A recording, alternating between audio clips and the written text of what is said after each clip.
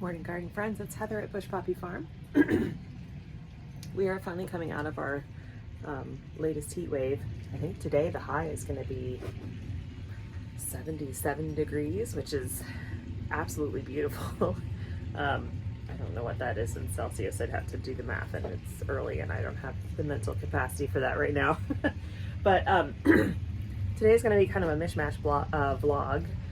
Just want to show you kind of what's going on. I had intended to foliar feed everything on the home farm with vermicompost tea because I started that yesterday or 2 days ago, but I realized that I left my backpack sprayer at the ranch, so that won't be happening today. And I have a meeting later today with someone, with a buyer at a local nursery for dried florals, and so I can't go out there and get that right now and get that moving. But what I did yesterday was seeded a whole bunch of new stuff in small trays this time because it's mostly for the home farm, and I'll see some of it might be going out to the main farm, but I have another round of seeds to start. And then in September, early September is when I do like my massive fall seed starting. And it's not for fall crops, it's for spring crops because I fall plant all my spring crops. So that will be a very, very big multi-day process. But I'll turn this around and show you. It's nothing exciting to look at right now because they're just soil blocks with seeds in them that you can't even see. But this is what I started yesterday. There we go. We've got Limelight Spray Millet. This is a very short crop. It's like 45 days. Same thing with the Highlander grass back there, and I always need filler, and so these will be for this this season for sure. Actually, all of this is for this season, but these will come on pretty quickly. There's arugula and cilantro for the home garden for eating, and salad greens here. This is all like romaines and stuff like that. But then this is marigold cocoa gold and Joshi orange, which are two very tall marigolds with big heads for cutting. Last year I got a lot of requests for marigolds in the fall for various celebrations like Dia de los Muertos. So I wanted to have a few at least if anybody wanted them. And that's all the seeds I got. That's all I could find. So that's 40 plants right there. More zinnias. This is all zinnias. Here, except for this tray, this is more lemon basil. Back there, Tong Ho, which is like a giant chrysanthemum that's actually edible, and then this is Cosmos Double Click White. Just additional stuff for bouquets moving into the late season. I've had I think this is my third succession of zinnias, and if I still have space, depending on how things go, I might do a fourth. Look at these hydrangeas. They are giant. So these guys get morning sun and dappled morning sun and a little bit of dappled afternoon, but for the most part, they are partly shaded, and that really helps with giving them long, long stems. So you can see how long those stems are. They're a couple of feet long. So I will use all of these flowers in bouquets. I just have these two plants. I'd like to get more. We will see. And then what I have to do today is finish laying compost in the front beds so that I can plant out these zinnias. They are extremely tall, very, very leggy, which is potentially going to be a problem in terms of having them fall over, but we'll see. And then all this celosia needs to go out, as well as I think there's some chocolate lace flower in the back there.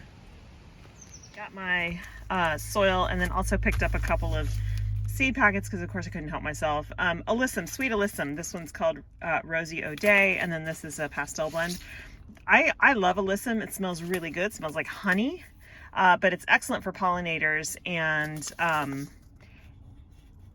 it actually is a really great companion plant for most vegetables. It can act as a trap crop for you, so worth it. Hyacinth bean, which I want to try growing. I don't know if I'll do that this year, but we'll see. Let's see what it says.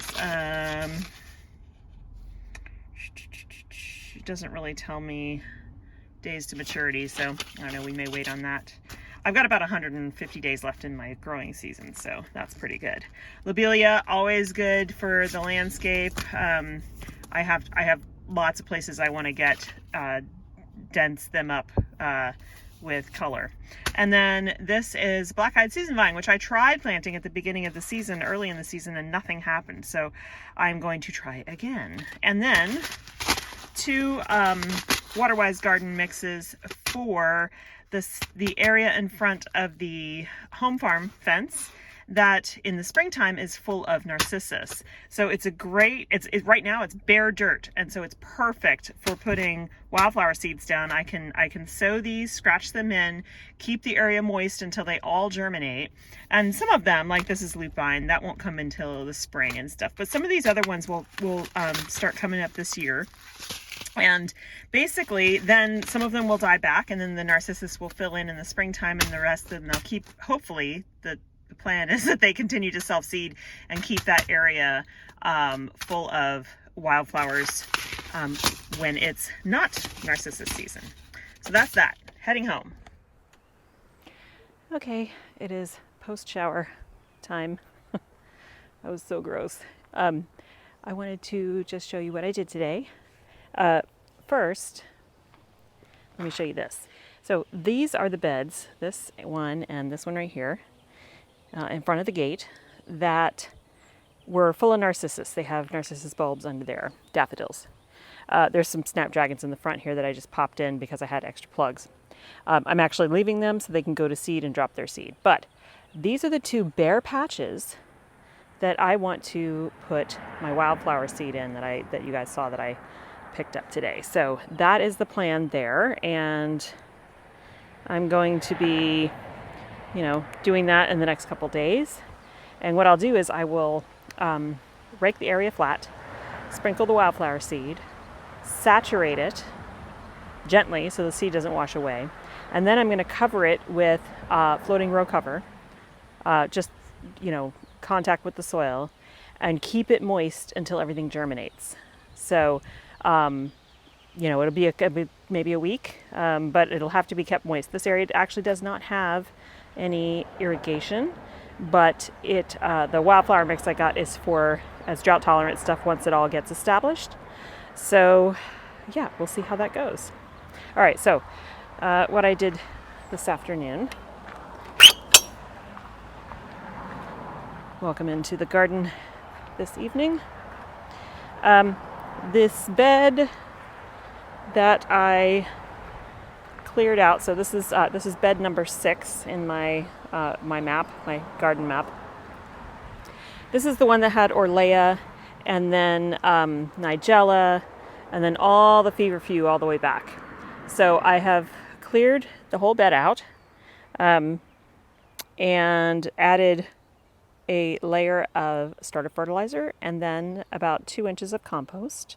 And then I've transplanted. So again, I am a no-till, no-dig flower farmer. So this did not get tilled. These are permanent beds. I just continue to add organic material and amendments every season when I turn them over.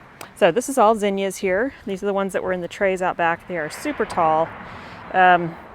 Hopefully they will not snap and fall over, but this is what happens when you leave them a little too long in the trays. So I still have, this is about roughly half the bed. This last half of the bed is going to be celosia. Actually, what I think I'm going to do, celosia, it's not my favorite thing. I grow it because it's good for bouquets, but it's not my favorite flower, so I don't really want to dedicate a huge amount of space to it. So I think what I'm going to do is start right here and just do this like 10 feet.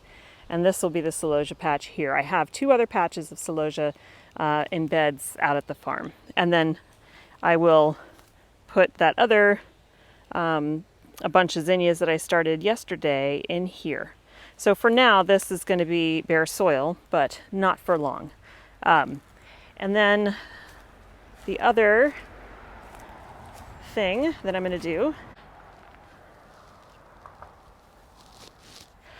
so this is bed 4, and it's got, eucalyptus and basil up here. These snaps are going to come out after I harvest on Monday. So I'm going to take whatever is ready, and they're going to come out all the way to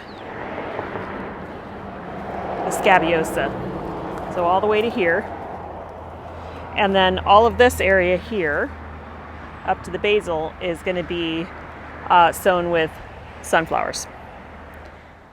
So it was a pretty productive day. I also got all of the materials, I think, all the materials that I need to build the fog collection system at the ranch. And so I'm hoping to do that tomorrow or Friday. Tomorrow I'm taking my son to take his driver's permit written test in the morning. So I'll be working around that. And then on Friday, I'm harvesting and getting stuff ready for a wedding that's happening on Saturday. So I'll be trying to squeeze other stuff in. But that's it for today from the farm. Thank you so much for hanging out with me today. I hope you have a wonderful time in your garden, and I'll see you in the next one. Bye.